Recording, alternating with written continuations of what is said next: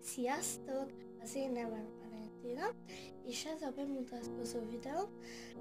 mivel én videóztam előtte is ez a csatorna előtt, de már is ez a csatornám volt, csak a nevet változtattam meg, mivel a régebbi nevet, szóval ott ketten videóztunk a volt barátnőmmel, és ezért nem annyira szerettem volna azt a nevet meghagyni, de kicsikét sajnálom is, mivel szerettem azt a nevet meg minden, és annyit szeretnék mondani, hogy mi is lesz található ezen a csatornán. Már is én azt terveztem, hogy csak vlogok lesznek, meg ilyesmik,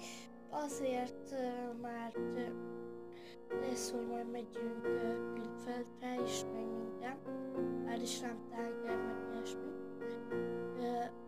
Meg majd lesz ilyen barátnős vlog, ilyesmi, meg szülőnapos is, mivel lassan jött a szülőnapom,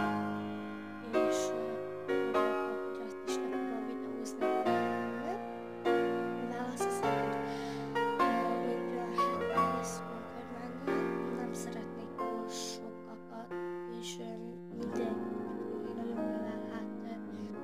nem annyira vagyunk jók az osztálytársaimmal, verekszünk állandóan, meg ilyesmi, és akkor nem szeretném őket meghívni. Egyébként meg ez lenne az, még azt hiszem már is, nem biztos, vannak is lesz egy vlog, vagy a medencézésről a baszetről, vagy a barátnőimmel, vagy csak a barátnőimmel, nem biztos, hogy mind a kettő ott lesz, és ezért de már is szerintem lesz vlog, nem tudom pontosan, és akkor mondom, hogy lesznek vlogok, lesznek kérdezfelelek, meg esetleg, hogy vigyázz kész már, vagy ilyesmi is, remélhetőleg lesz, és 10 feliratkozónál lesz egy különleges videó, de lehet, hogy még előbb is, úgyhogy ezt szerettem volna mondani, hogyha tetszett a videó, like, és iratkozzatok fel.